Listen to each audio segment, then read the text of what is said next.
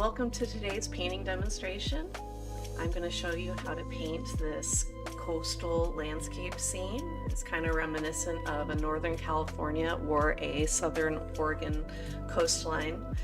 And if you would like to see the reference photo for this painting, it is going to be in my art community Discord, and the link is going to be down in the description of the video. So let's get started with the quinacridone nickel azo gold, which I use for my underpainting just about every time. I'm going to load up a large soft filbert brush with water, and I'm going to start with the dark values in this painting. So I usually study my reference photo pretty intensely during this step because you want to make sure to lay down a really good foundation for your painting.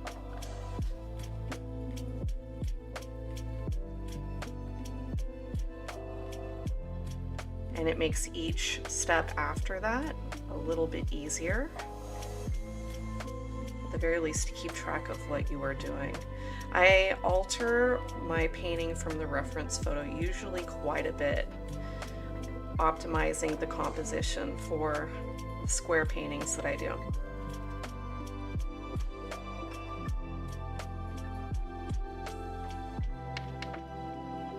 There's usually something that I want to move over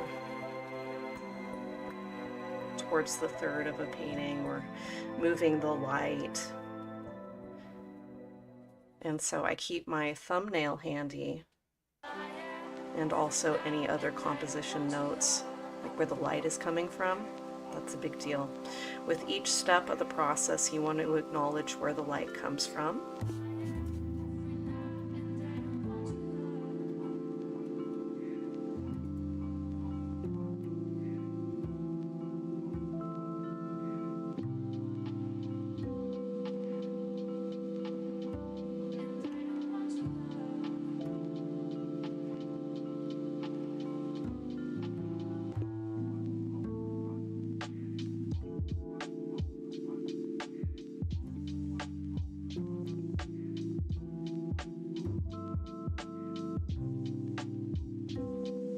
I've done a pretty good job of sketching out exactly what I want. I've erased anything that I don't want to show.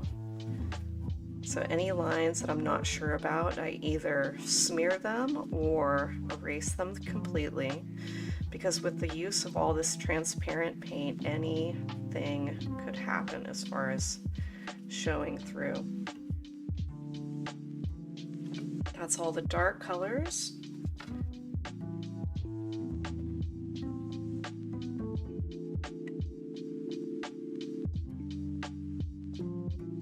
Work from dark to light on your underpainting, because as you overlap, things will just get darker.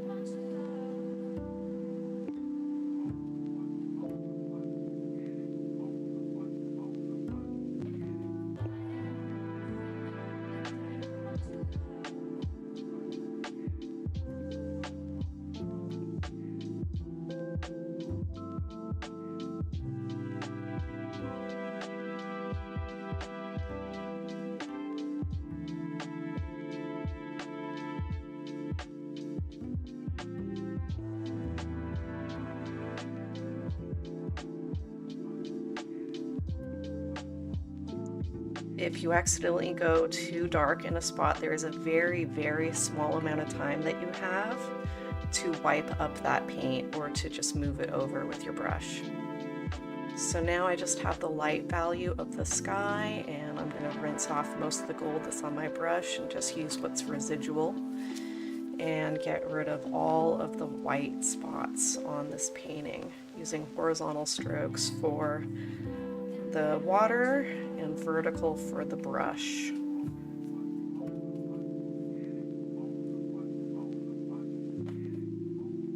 Okay, that's it for the underpainting. Now I'm going to start with the sky. I'm going to use my small filbert brush. I'm going to do a cloudy, really vague sunset, using mostly white yellow and then orange. So I'm gonna grab some white. I don't need a huge amount of paint. This is not gonna be a giant area. Let's grab some cadmium yellow and cadmium red. Do a little gradient here.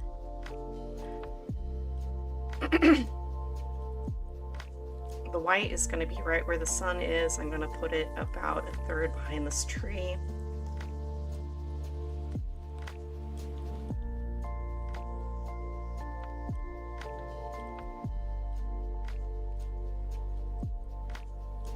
And as I paint away from that spot, I'm going to change the color to yellow and then radiate out, change it to orange.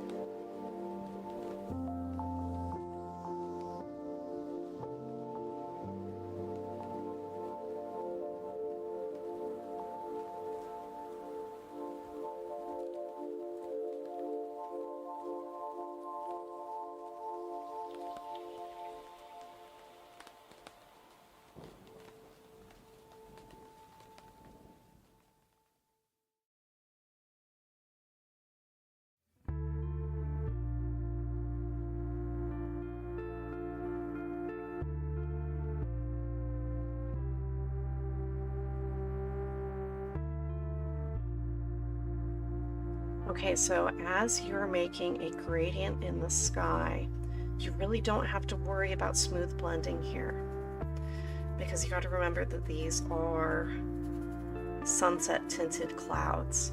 Also, you don't have to worry about overlapping what you've drawn. If you can either see vaguely or keep track of those shapes, then it's totally okay to just pull some color over the top of them, especially if we're talking about yellow. That will only increase the depth of the colors that you put on top of there later, as if the light is showing through. Okay, so I'm happy with that right there.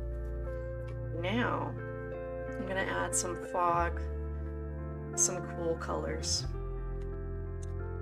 So, I mean, there's a lot of fog in this scene. I'm gonna do my best. I'm gonna pick up the light blue. I've mixed a cerulean blue to titanium white gradient here. I've also put a little bit of green out for myself, mixed with the cerulean blue and the cadmium yellow light, is what you see here.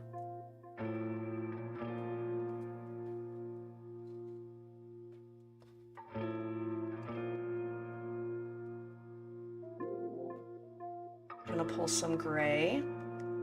This is chromatic black. It is mixed with the gold that we use for the underpainting, and then equal parts magenta and ultramarine blue. I then added white to have a lighter gray color that I'm going to use to mute these colors in the background and in the sky, create some atmosphere between us and that distant horizon.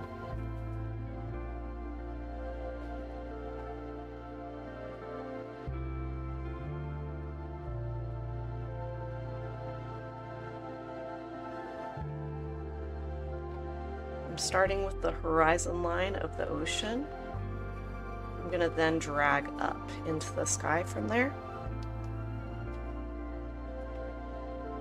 don't want that horizon line to be super hard. I want that to be a soft blend.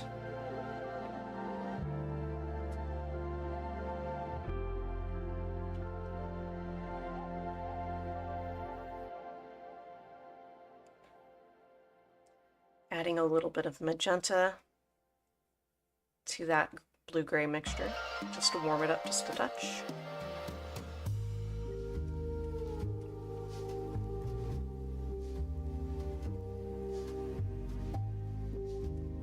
Making sure to use all horizontal brush strokes when dealing with the ocean and the horizon line.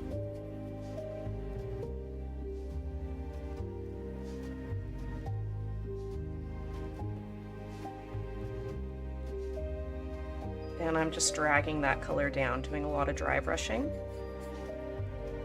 letting that underpainting do a little bit of work for us.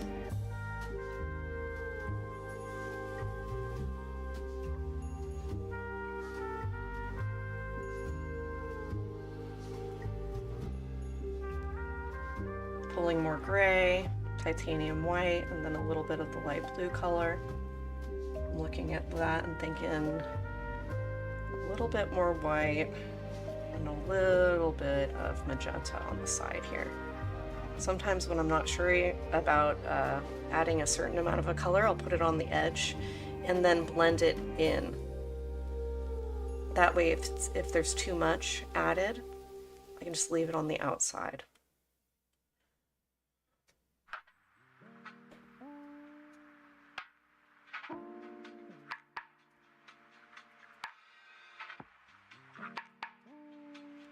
Alright, I'm pulling this color straight across that horizon line towards the sun. I am gonna want it to be lighter and warmer when we get right underneath that sunspot.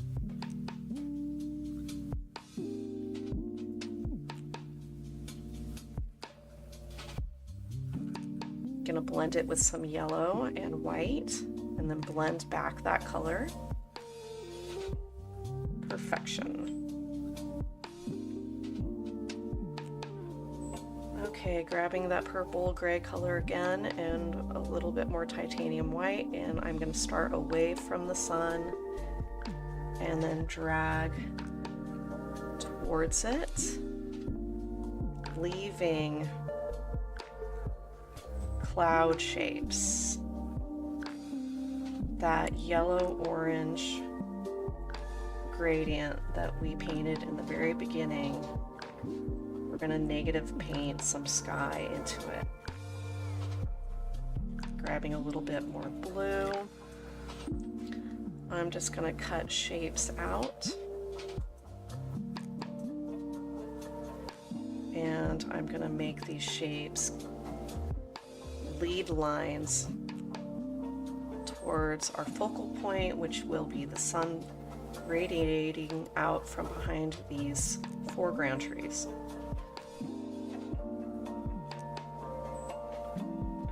Anywhere where your cloud blend is not making you happy would be a good spot to add some sky holes. Try to make sure there aren't any repeating shapes, or at least any that are super obvious.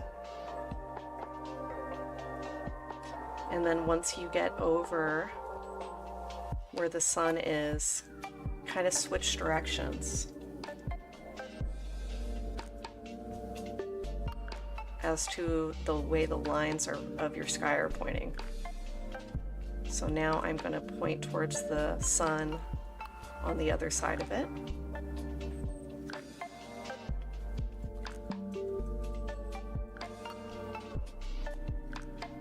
I'm going to add a little bit more blue onto some of these sky holes that are definitely going to be showing and not overlapped with tree foliage.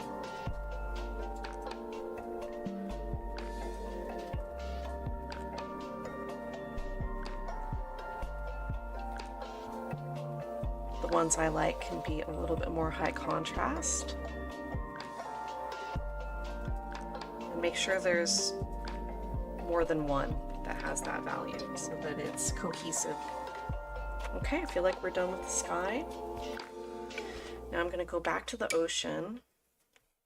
I feel okay with this filbert brush still. Some light blue sky color. Really, it's more of gray blue.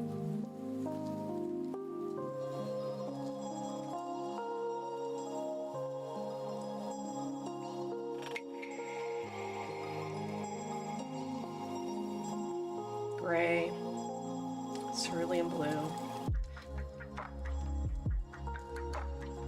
and from behind the rocks, where the rocks would have shadow on the ocean, I'm just going to put a little bit darker color, horizontal brush strokes, and I'm going to drag that color a little bit further than the rock, just to blend it in.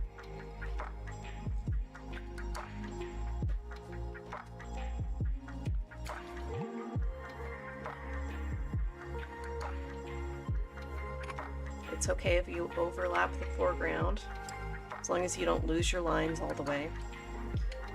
We're painting pretty much from back to front.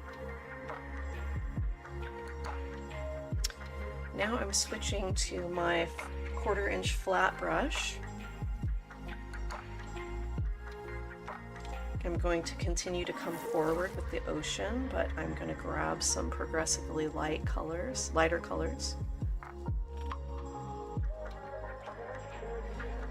And with the sharp side of that brush, I'm going to blend them back into what we already have. Just a little bit. Just to create some definition.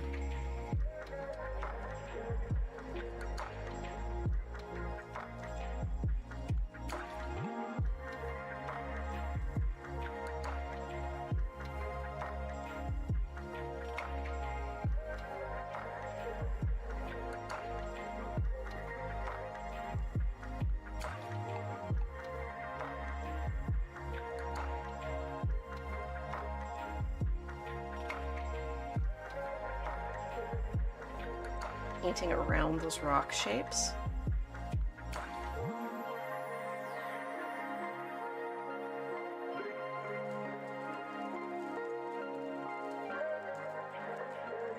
You can put the paint down with vertical brush strokes as long as you blend them while they're still wet to more of a horizontal pattern.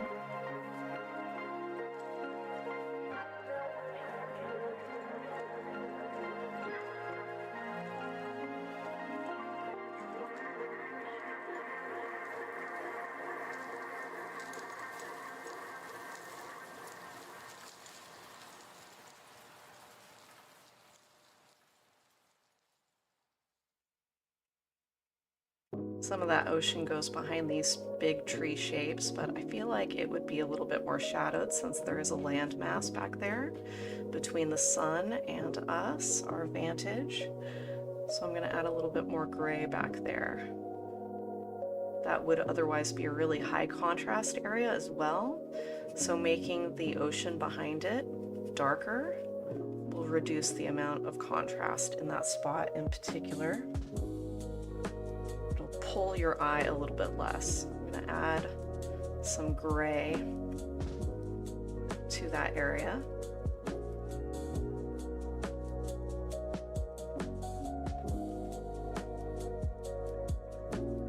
If you put too heavy a color in that spot, you can clean off your brush real quick and then blend it. I think that'll do just fine though. Or you can just take more of that lighter ocean color and just go right back over it and fix it up just like that. Okay, that's most of the ocean blue that's going to be here. So I'm going to do that background shape. I'm going to use some gray, yellow, red. I want a warm neutral. So if I add green to red, then I'll get something more neutral. But I want it to be warm. There it is. Got some water on there so I can work with the transparency, because we do have a warm undertone already there. But if I add water and use the transparency, I'm also not going to lose the tree shapes that I've painted in for myself.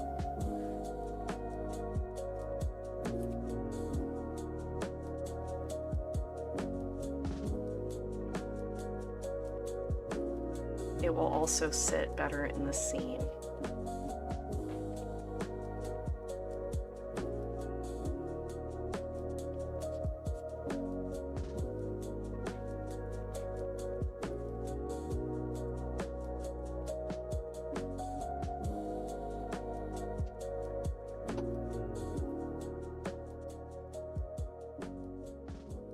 I'm going to drag that color all the way around to the right side of the beach, and then I'll add a little bit more yellow and more white.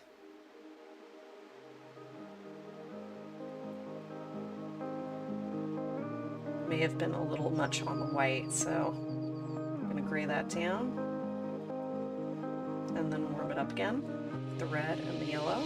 But see, I'm adding it to the side and then blending it in. It's just easier to recover from. Now that I have sand color, that makes me a little bit happier. Just gonna put that, I'm gonna drag it over the foreground shrubberies and then blend it back into the color that we just dragged around the side. That'll give us a beachy gradient and some dimension on that color.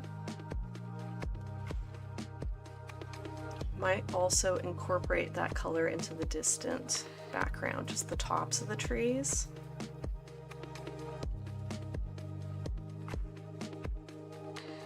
And where it goes right over the ocean, just to reduce the contrast there, and sit it on the water.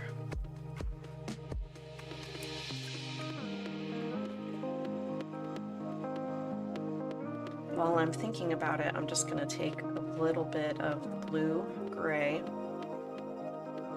and overlap it onto the edge of that land. Just with a little bit of water on the brush, just going to make it look like it's sitting back there.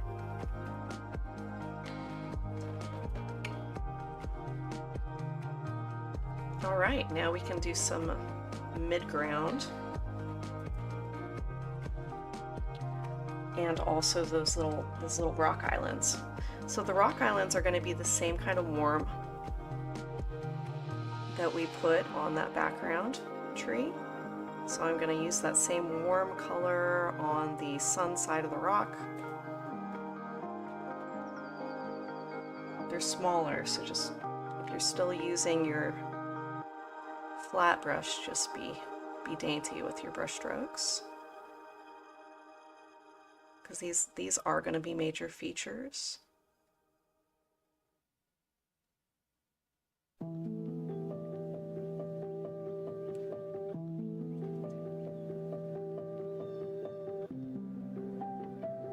Touched just a little bit of yellow on there. Gonna get some shifting color on that. So these rocks and these trees are going to get more light than this mass of land. So this can be darker and a little bit cooler than this. This, I would imagine, would have more yellow light on it. So the direction it's facing.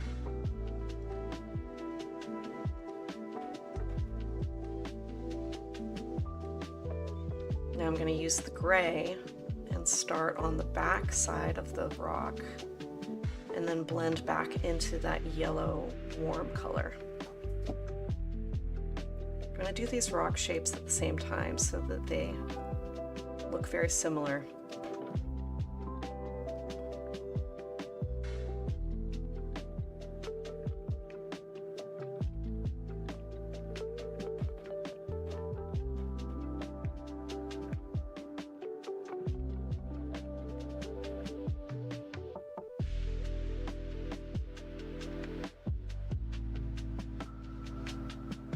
change the angle of your brush to get some different rock-y type shapes in there. Give the rock a little bit of structure, and then as you move towards the back side of it, you can get a little bit darker, and towards where the ocean is, you can get a little bit darker. Now don't be afraid if you overlap your ocean a little bit, that's fine. It's very easy to go back to your ocean color and overlap your land masses, and that will look better also if there's a little bit of overlap from the ocean. Also, the ocean color next to the rock can go towards white a little bit more, gray if you're in the shadow, because that's your sea foam. Sea foam is happening.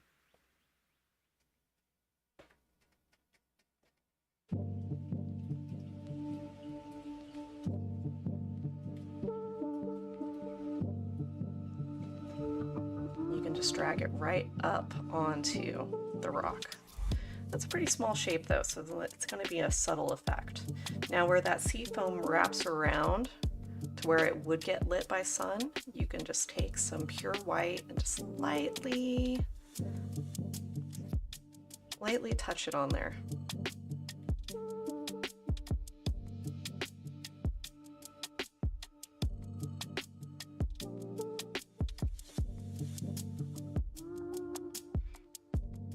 Now I have added a little bit of a wave shape here.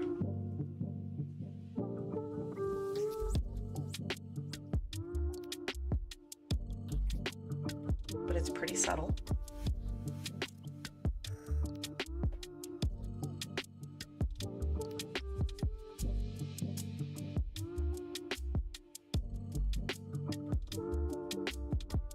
I'm going to give it a little bit of contrast by defining it with the sand color. This is where the waves are getting to be more like foam coming up onto the beach. So you're going to get some sand color in there, as well as white, not so much blue.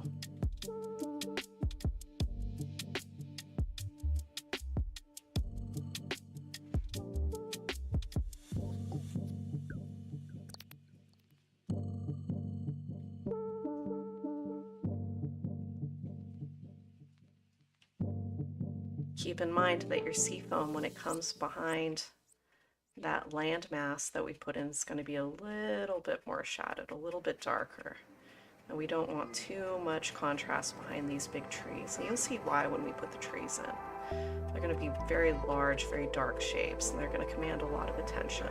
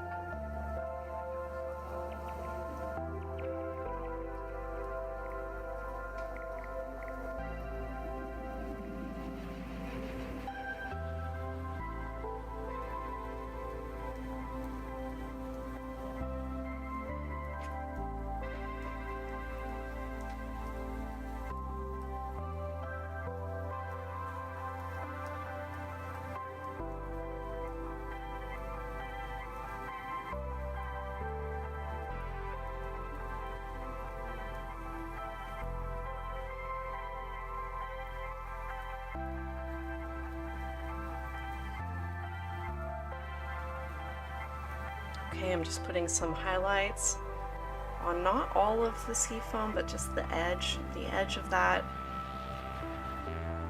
wave foam, you know, the descending wave, the one that's coming away from the beach. It leaves a lip of foam that will catch more light.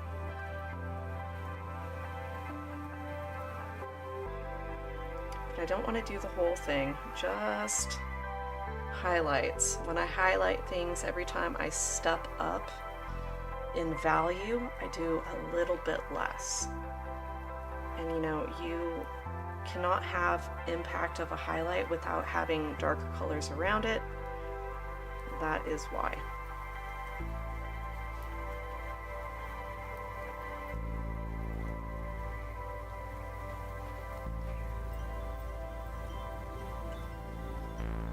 Highlighting that wave shape just a little bit more.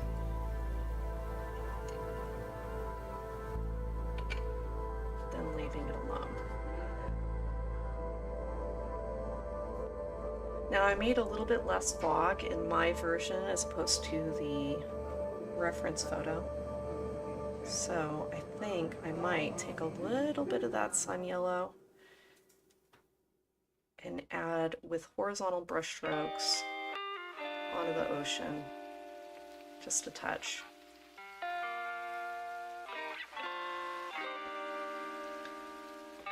Now if this happens to you and it looks a little bit more like green than it does like yellow, then you're going to need to add some white.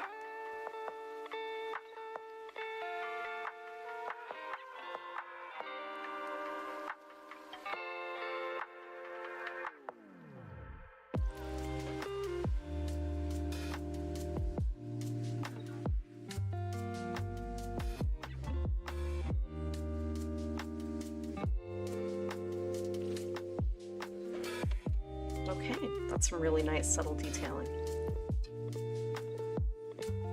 Now I'm going to pay attention to the midground trees on the left side. I'm going to start with the gray that I've mixed. I'm going to warm it up with red and yellow.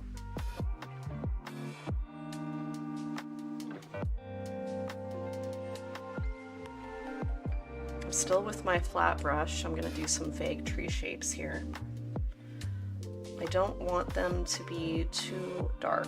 Just be careful, don't make them too dark, because not only are they getting sun, but you want to also paint something darker in the foreground. So this has to be a little bit more towards a mid-tone.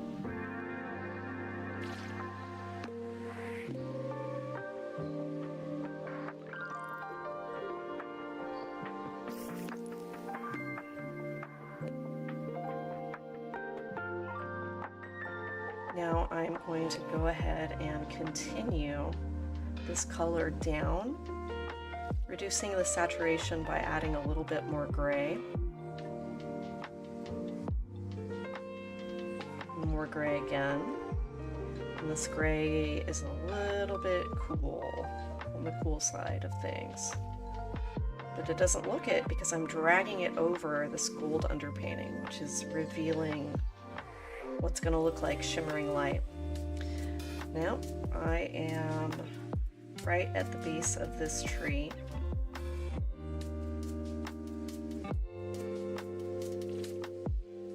And I'm going to stop right there. I'm going to pay attention to these guys, which are going to look a lot like the leftmost trees.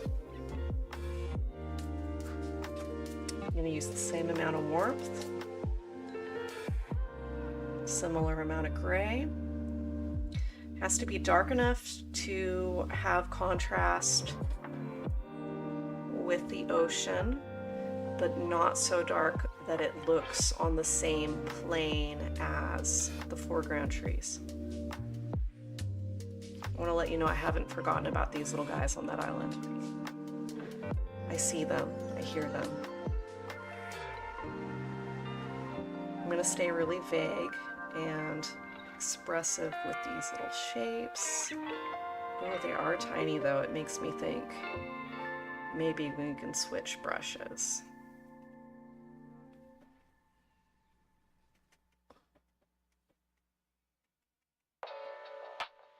I think it would be friendlier if we switched brushes. I'm going to switch to a number 2 point. That is the number 2 point.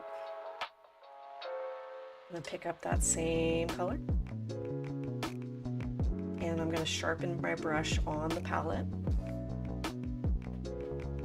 Make sure there's no drips on the ferrule, on the neck of the brush. Okay, now the sharpened edge, I'm going to use it at the very top of the painting. Just keep in mind, if you rest your hand on your paper, that you're not doing it on anything that's still drying. But even with the quickness that I am painting, because we are painting on paper, things dry super fast.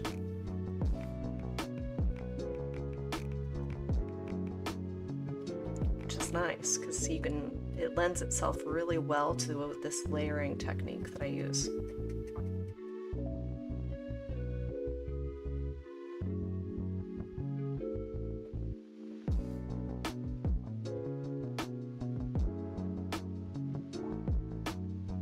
Making sure you leave some negative space.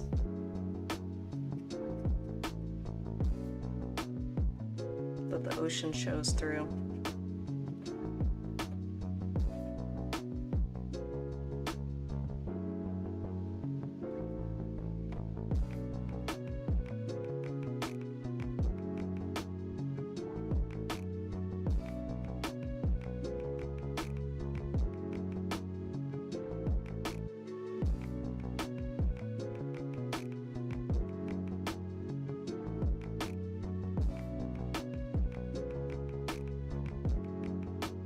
I'm going to get that a little bit darker as we get towards the base of it.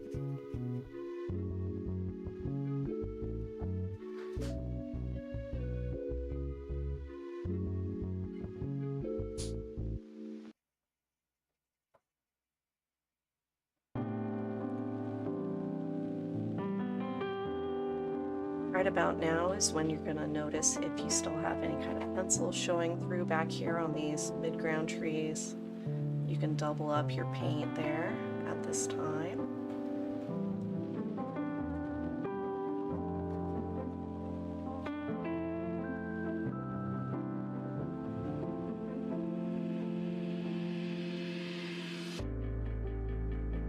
That looks good. Let's address those tiny little tree shapes in the background on that rock. They're so small. They're so small. I'm switching to a script brush. I'd rather go small and be tedious and not be scared. Okay, so that same warm mid-ground tree color, possibly with a touch of yellow. You don't need them to be super high contrast. They're already on a rock in the middle of an open span, so they're going to draw a lot of attention whether you make them low contrast or high. So you don't have to make them high contrast as a result. And there's a good amount of atmosphere between us and them, so they should be a little bit hazy. At this point, I am hoping that you love all the shapes you put on that rock.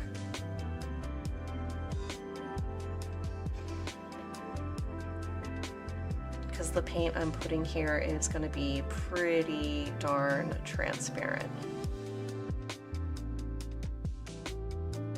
I'm just using the tip of this brush, a good amount of water,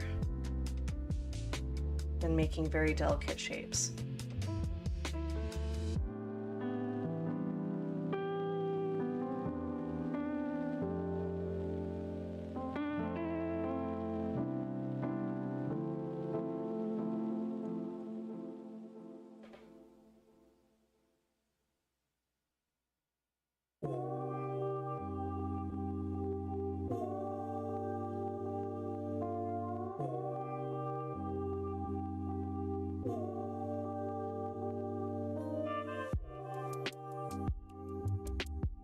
Okay, I think I am happy with that. You can drag the color you made the trees onto the top of the rock, like the whole top, and then drag it down into the shadow. That incorporates that color into the rock. Doesn't make it look like it doesn't belong there.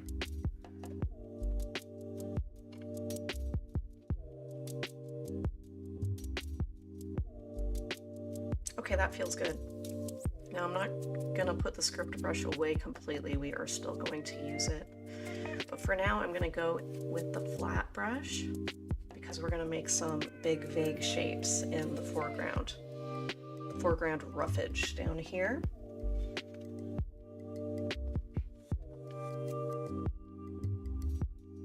Got our darkest color here. I'm going to warm up the edge of it.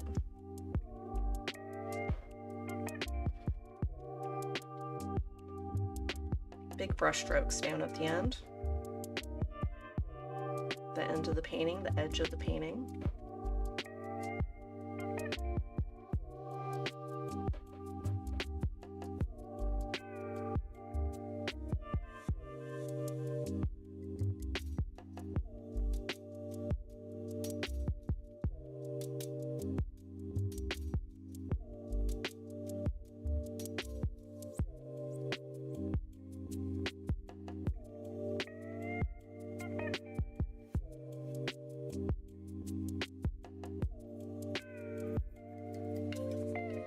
Blend these two spaces together. I don't feel like we need any detail there.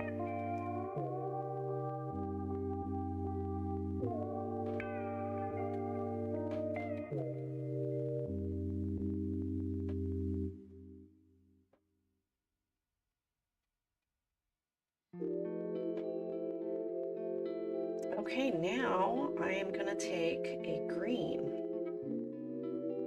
and I'm going to mix it into that dark color. I make a little gradient between the green and that chromatic black. I'm feeling like we could probably add a little bit of orange to that green to warm it up.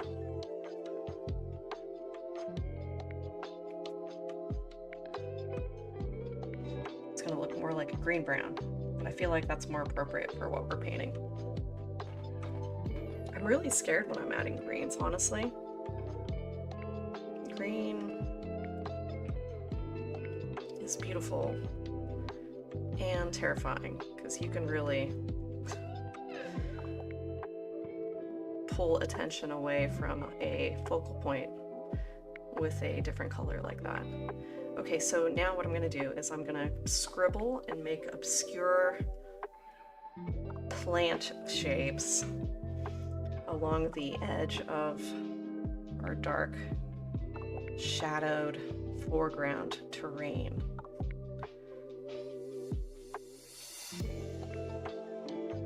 I'm going to be rotating my brush a whole bunch to create different shapes.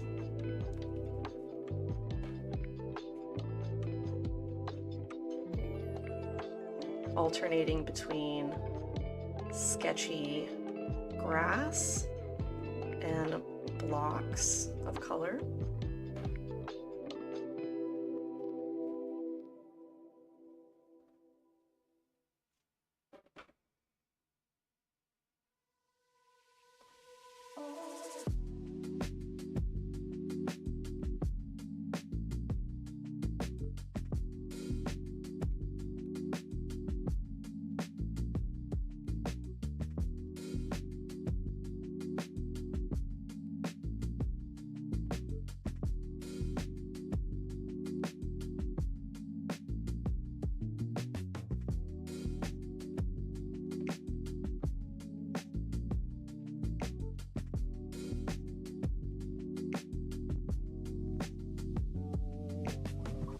Let something more like grass show through in the middle. I'm going to give that some highlights.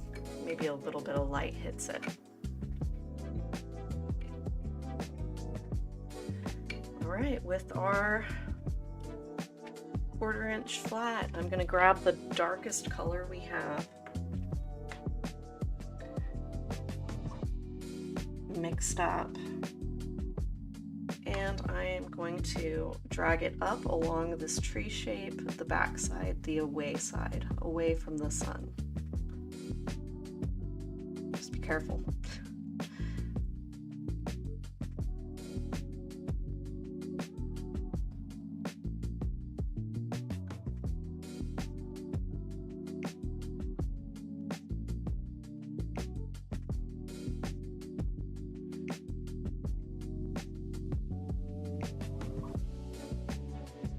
going to add a little bit of orange to that mix, to the edge, and then I'm going to do the edge of the tree that is sun facing.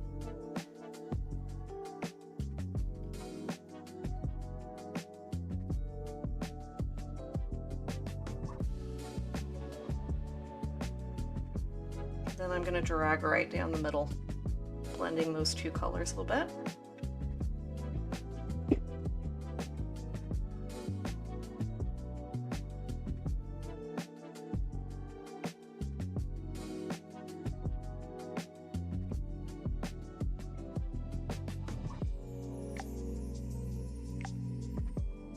I'm adding a little bit more darkness to the base of the tree, and then I'm blending that into the foreground a bit.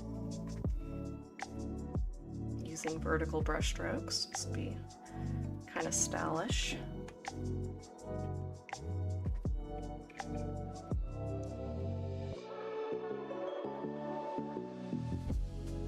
You want to make sure that this color is darker than those background trees, which it should be if everything went according to plan. Now our darkest color, I'm going to, some sticks and foliage are going to be coming off this tree. This will be our darkest overlapping foliage. I could switch to a script brush right now if I felt scared. If you feel scared, just go to a smaller brush.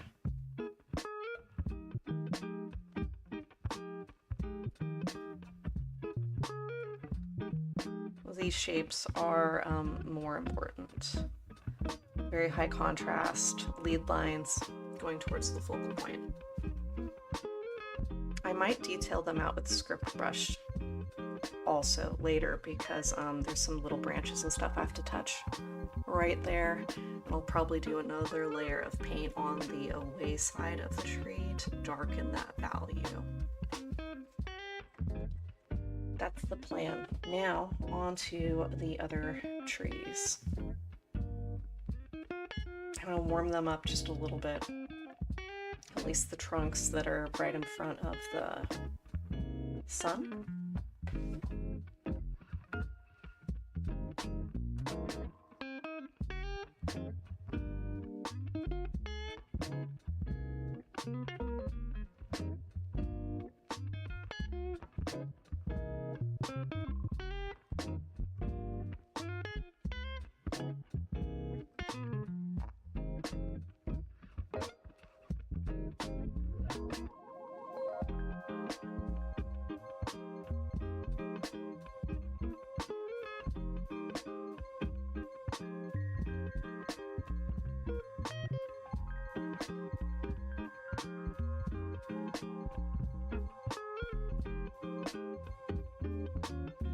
Again, I'm going to darken that up down at the base.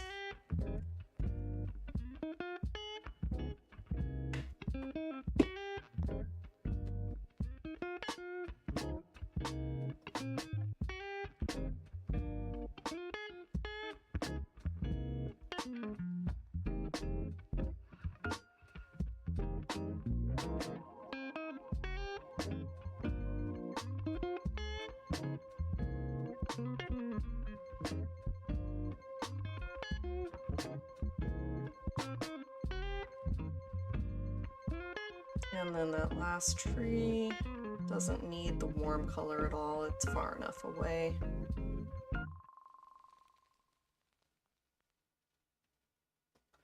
That last little trunk.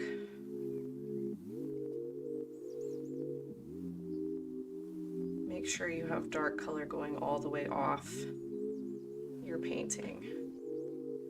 You don't want that bright yellow underpainting to pull your attention down there. There's nothing down there except for the wall. You don't want to lead your attention off of the painting if you can help it. No hard lines going out that direction.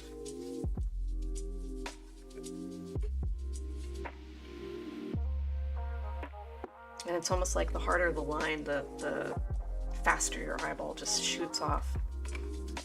Okay, script brush time. How exciting.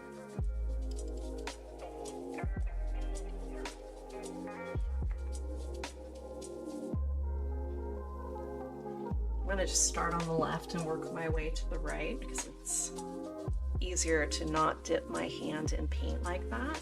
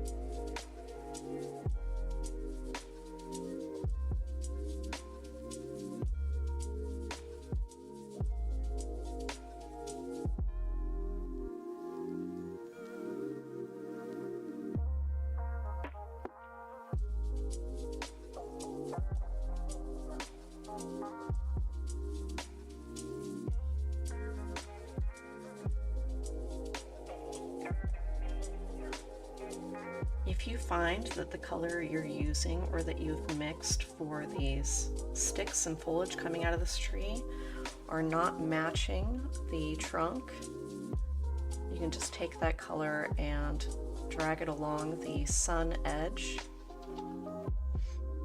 and that'll incorporate it in.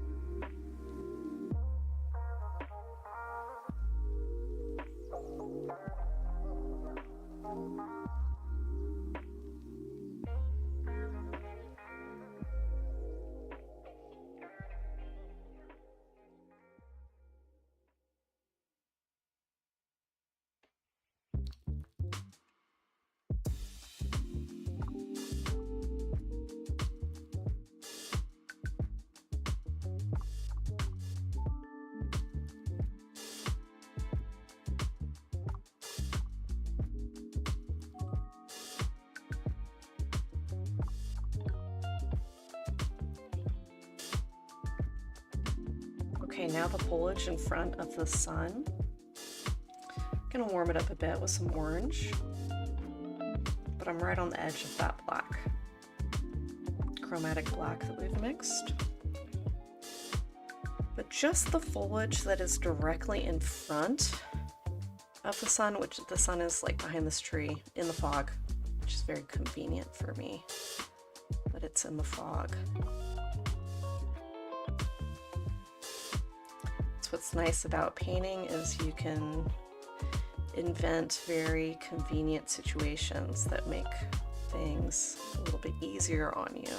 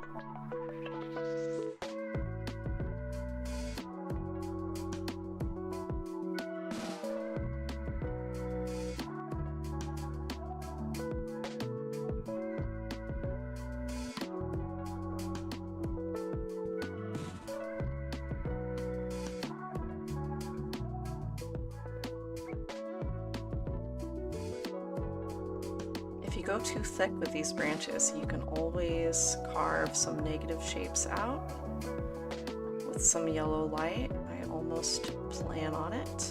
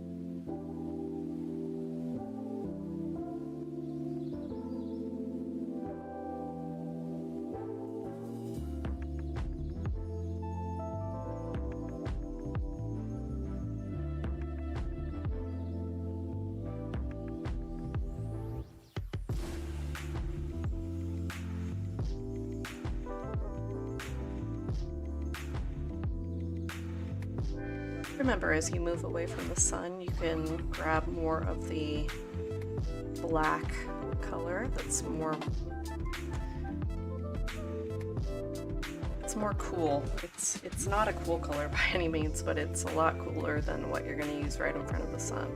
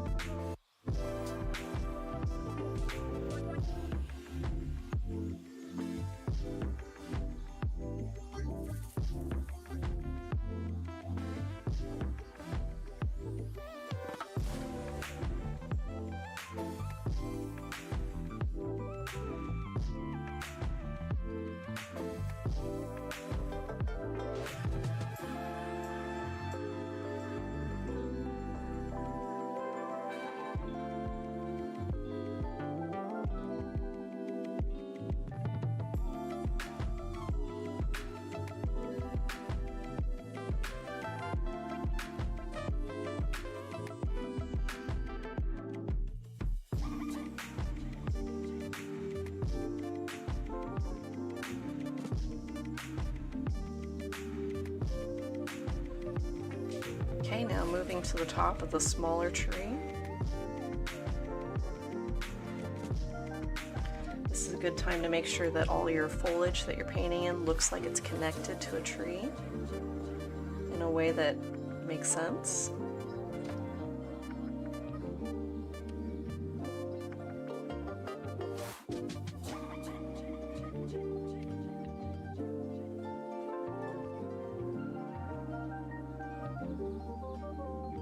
I think this is a good time to point out, if you started doing foliage on the same kind of tree with a different brush, it's probably a wise move to add some foliage with the brush that you are using now, if it changed, because I can definitely tell where I started doing foliage with a round brush and then changed over to the script. So I'm just gonna try to incorporate the two styles. I'll put some more script brush foliage over there, and then I'm going to be painting some negative shapes over both, which will help out immensely, I think. Then you won't even will not be noticeable.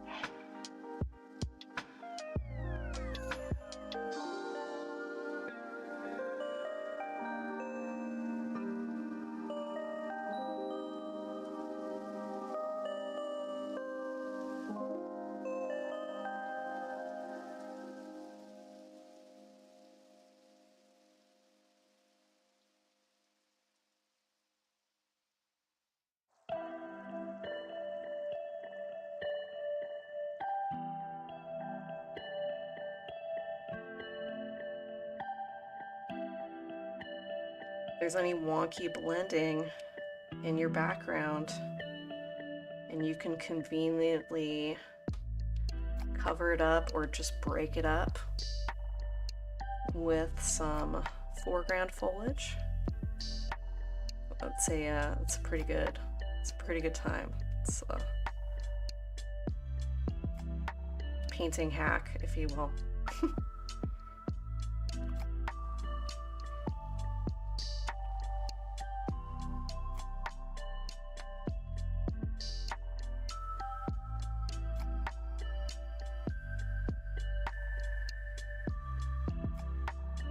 Doing another layer on the trunk of that tree. Blend all those little attachments, those foliage attachments.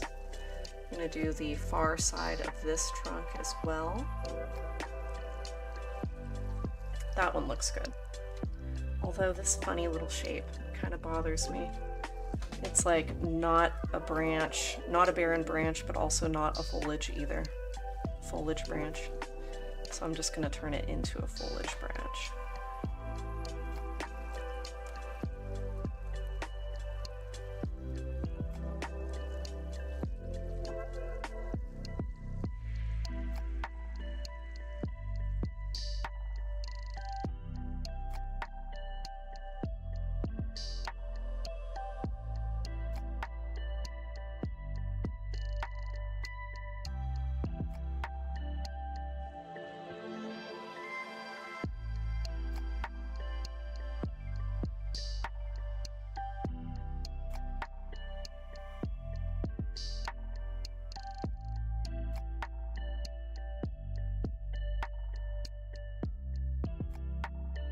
Okay, another double check your foliage moment. Make sure everything is opaque enough, that your gradients are working for you. That means the warm colors that you used to convey light. And now I'm just going to add some negative shapes. Are there enough branches? Let's see, I haven't checked the reference photo in a while. Oh my god, well this photo has just a ton of branches going from these trees over here on the right.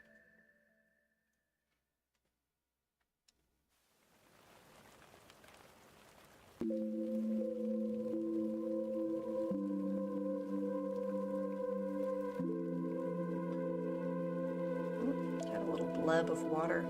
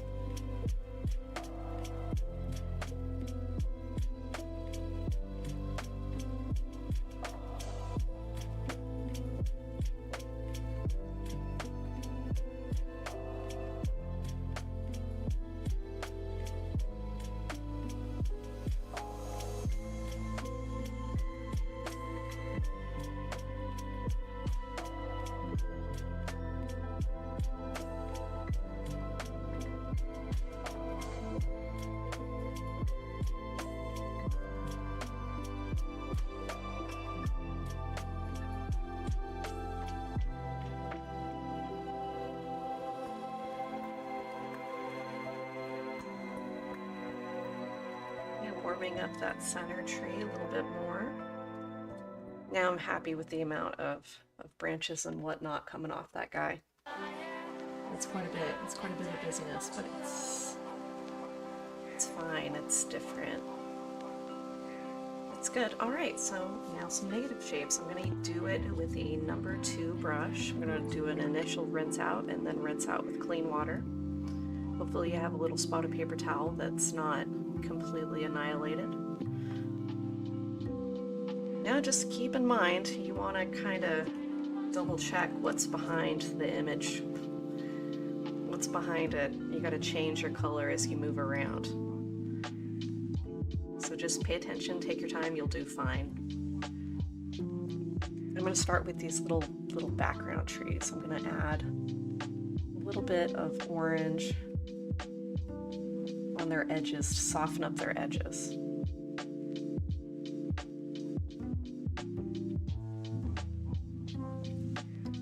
When you have a limited color palette like I have, it's easier to get back to different colors.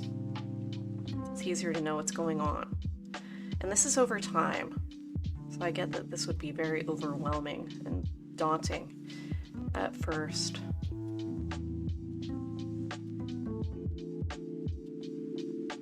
Just dragging in from the background.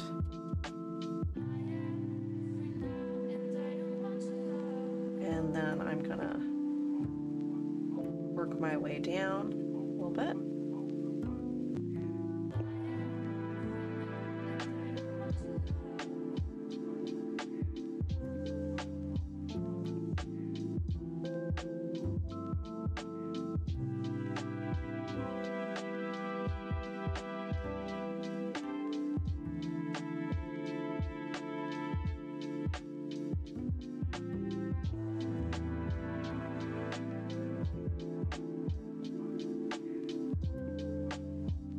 Put the tiniest amount of orange on those trees that are on that rock as well.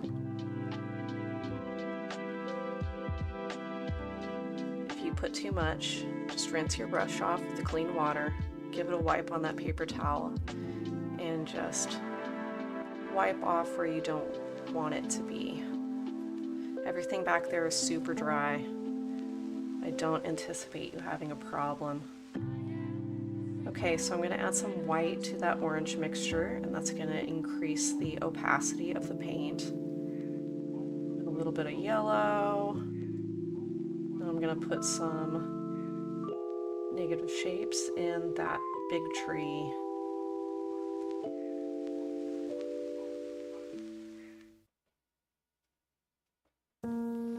Right along the edge of the trunk.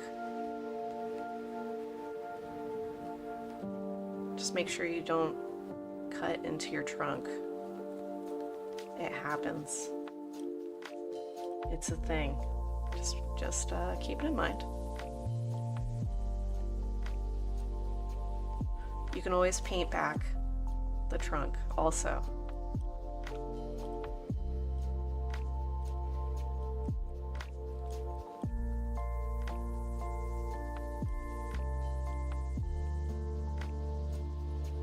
If you add a little bit of a different color to the corners of those holes you're popping in your foliage, it'll make it look like the light is kind of dancing through,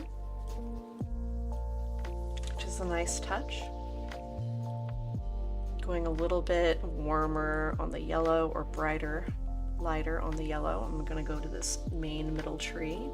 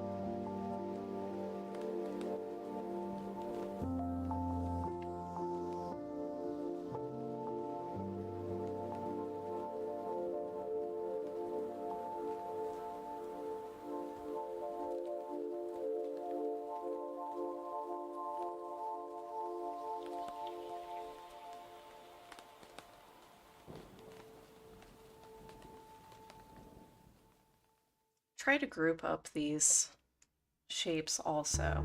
Instead of evenly distributing them throughout all the foliage, try to make a big shape and then some different shapes around it, like a little clutch of them. Try to make them different sizes in a little group.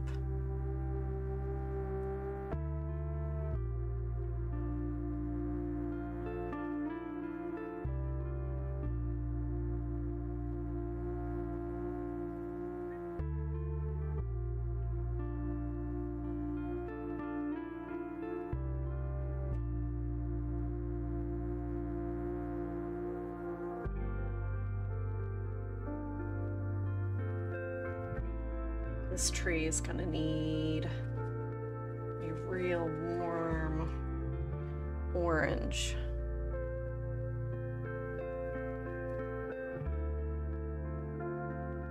Yeah, you know, actually, now that I'm thinking about it, you could probably use it as a general rule.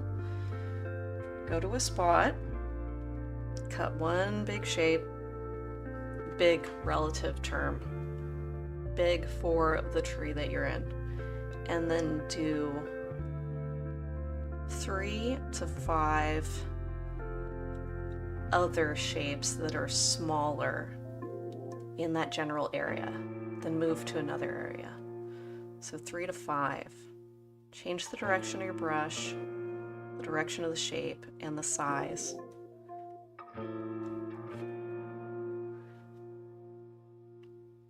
All while keeping track of the color that's behind the tree. Take your time, take deep breaths.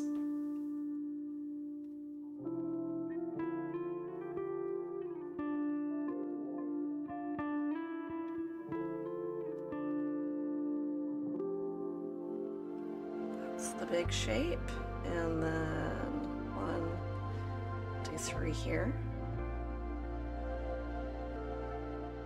Big shape, 1, 2, 3, and that's it for the blue. When you're changing these colors and the colors are shifting, I think it looks like light just kind of twinkling through branches, which is fantastic.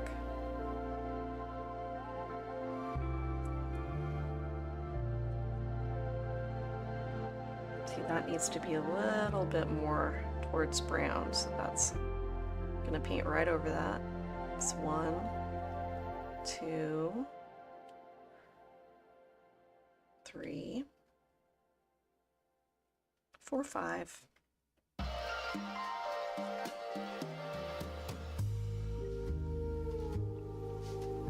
There's a big one here. 1, 2, 3, 4, 5. And one down here too.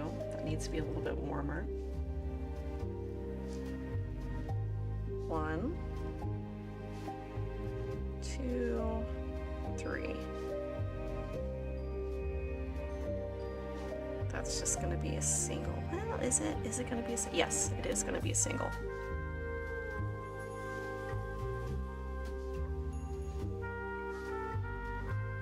It's just a touch up. That's a touch up.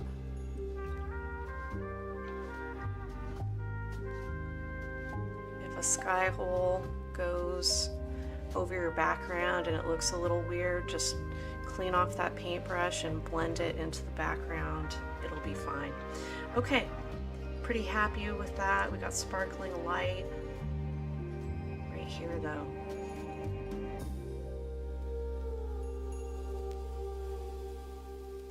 Orange, gray, a little bit of magenta.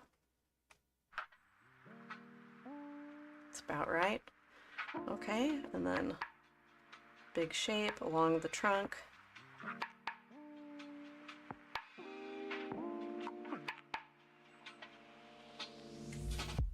And then some smaller shapes next to it. Now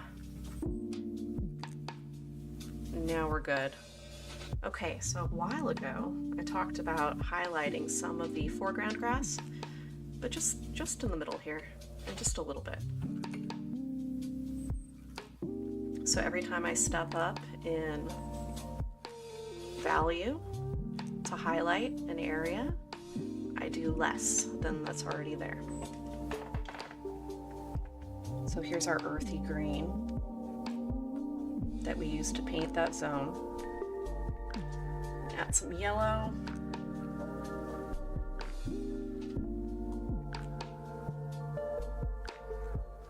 Just a touch of white for some coverage.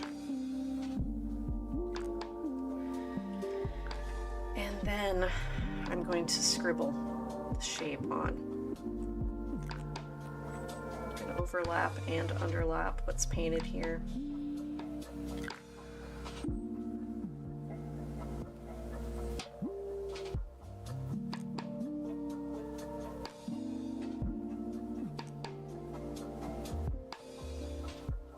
That's pretty subtle. So now I'm going to do it again. A little bit more white, a little bit more yellow. Paint's a little bit thicker, it's going to give you better coverage, and then even less. Same thing, you're going to overlap and underlap here.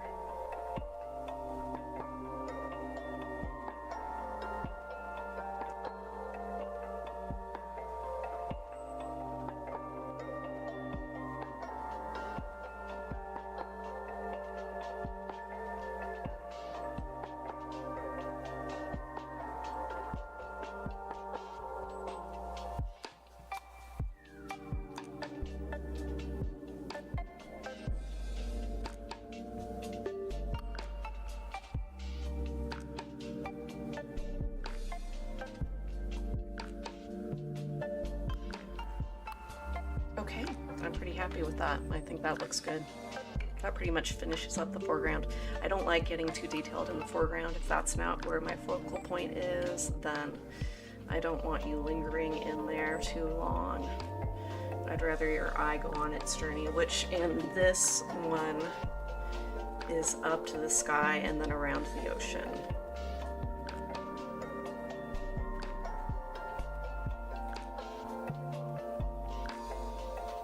We got nice light happening at all layers of the trees. There's the far background, then there's, I guess that's middle background. It's still pretty far away. Then we have the mid-ground trees, and then we have the foreground trees, and there's lots of subtle light combinations happening at each level. These guys are super subtle, and that's supposed to be like that. It's just another layer. We would call them mid-ground. But now that we're looking at them, should they have the same highlights as these guys? This is being picky. But if you want to be picky, go for it. I'm just going to add some of the orange. I'm going to do it more towards the sun side. And I'm going to do it in chunks, just like it's painted up there.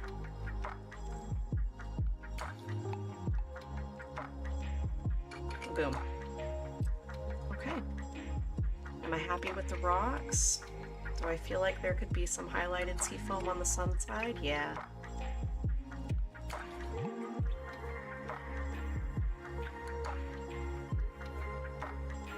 Clean script brush, whole white, and just a little bit, just on the sun side. I'm just gonna dab it very gently on there. And very gently on just very small parts of the foam that's coming up on the wave.